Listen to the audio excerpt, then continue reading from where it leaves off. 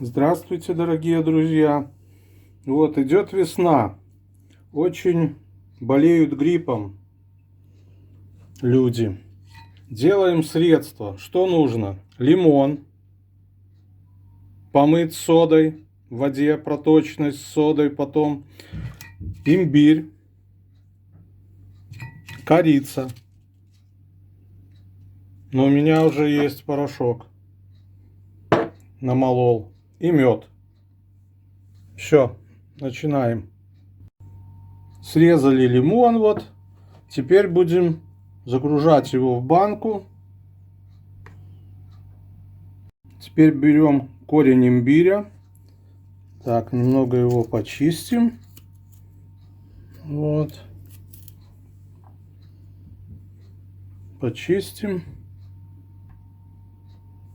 Теперь нарезаем мелко его. Имбирчик.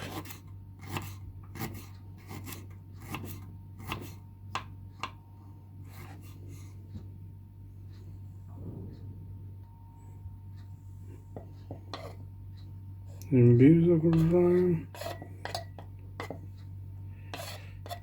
Так. Теперь берем корицы. Вот так где-то. И посыпаем все это. И мед берем. Где-то столовую ложку. И все это перемешиваем. Вот. Размешиваем это все. И оставляем на 10-12 часов. Так, прошло несколько часов уже. Вот оно стало такая полужидкость. Это все добавляем в чай. Можно горячей водой размешать. Это лучшая профилактика гриппа и различных вирусных инфекций. Также применяется это при кашле.